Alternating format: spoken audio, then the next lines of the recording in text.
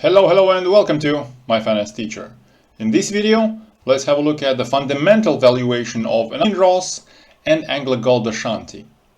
Remember, this series of videos is not a pick, this is not a recommendation. I'm just simply going through some of the largest producers based on the data they publish for Q4 2024.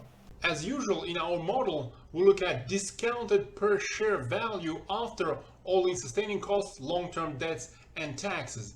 And in our model, we only look at proven and probable reserve as well as half of measured and indicated resources, without taking into account any of the inferred resources, never mind any of further exploration success. So to the extent that the market price might actually correctly value some of the future potential success, the fundamental valuation presented here might be different.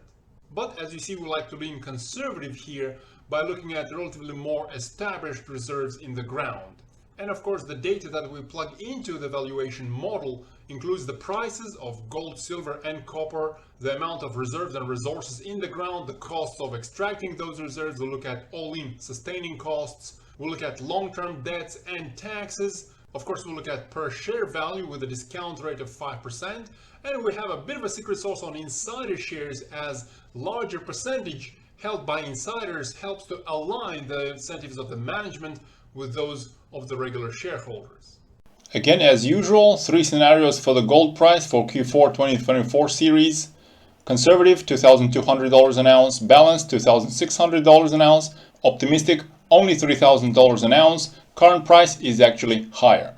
Starting with the resources that the companies have in the ground, as well as the all-in sustaining costs of extracting those resources. Kinross has gold and silver resources, while AngloGold Ashanti has gold, silver, and copper.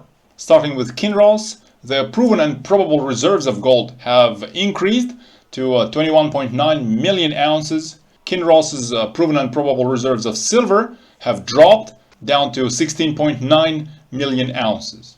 Their measured and indicated resources of gold have declined down to 25.9 million ounces, partly due to recategorization into the reserves. And their silver resources have increased to 36.6 million ounces. The number for all-in sustaining costs comes from the guidance for 2025.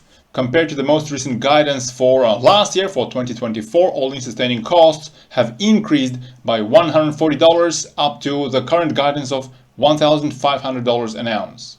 Moving on to AngloGold Ashanti, all of their reserves and resources have increased, as well as all-in sustaining costs. Reserves of gold are up to 31.2 million ounces. AngloGold Ashanti now has reserves of silver at 49 million ounces and 3.25 billion pounds of copper. For resources, they have 67 million ounces of gold resources. AngloGold Ashanti now has nearly 83 million ounces of silver resources and 2.9 billion pounds of copper. All-in sustaining costs, as I mentioned, have increased up to $1,623 an ounce.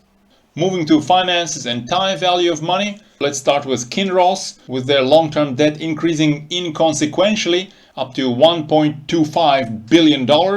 The number of shares outstanding has dropped inconsequentially as well, still at around 1.3 billion shares outstanding. Out of those, the insiders are holding 0.14%, and I'm going to apply a discount rate of 7% to our view of time value of money when looking at the mine life, which is 11 years for reserves, and adding half of M&I resources extends the average mine life to about 18 years. Looking at taxes, for simplicity, I'm going to assume a flat tax rate of 25%, and we'll look at cash here as well, simply as an additional risk metric, although it doesn't explicitly enter into the valuation model. Kinross has over $600 million in cash, which has increased by nearly $140 million. Now moving on to AngloGold Ashanti, their long-term debts have decreased a little, down to $1.97 billion in long-term debts. Their number of shares outstanding is almost unchanged at over 503.5 million shares outstanding. Insiders are holding 0.19% of those, and we're going to apply the same discount rate to 10 years in case of reserves, and adding half of M&I resources extends that to nearly 22 years. As for cash, AngloGold Ashanti has more than $1.4 billion in cash, which has increased compared to the last quarter by nearly $200 million. Before moving on to the most interesting part of the video, let me remind you that this series of videos are not about my picks, these are about majors, which have done relatively well with gold at all-time highs right now. But for more details on the juniors that are likely to provide that additional torque, make sure to join us at myfinanceteacher.org and check out these juniors in metals category. Beyond that, we have a lot of details on a range of other commodities. And moving on to our valuation scenarios, starting with a conservative valuation where we plug in the gold price of only $2,200 and we're valuing the proven and probable reserves in the ground without including any of the M&I resources, never mind inferred resources. That would give us the discounted per share value after all-in sustaining costs, long-term debts and taxes of nearly $6 for Kinross and over $19.50 for AngloGold Ashanti. This does look a bit scary. Think of this scenario as simply what might happen if gold price just drops out of bed here. Moving on to the balanced scenario, we'll plug in the gold price of $2,600, and even in the balanced scenario, we're still looking at proven and probable reserves in the ground, giving us a discounted per share value after all-in sustaining costs, after long-term debts and after taxes of over $9.50 for Kinross and over $35.2 for AngloGold Ashanti.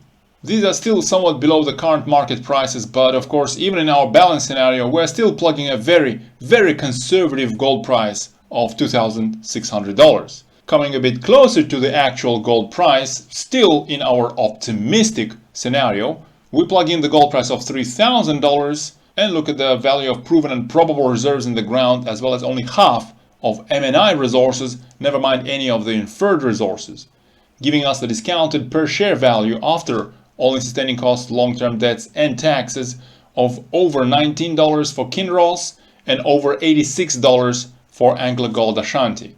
Wouldn't that be nice? I think you're observing a bit more leverage to gold price with AngloGold Ashanti, where compared to the current market price, AU more than doubles within this scenario, while Kinross, well, it nearly doubles as well. And of course, with the current gold price above 3,000 already, wouldn't it be terrific if the miners actually catch up with their fundamental valuation? Let me know down in the comments below, when do you think that's going to happen? Have a terrific Thursday. Bye bye.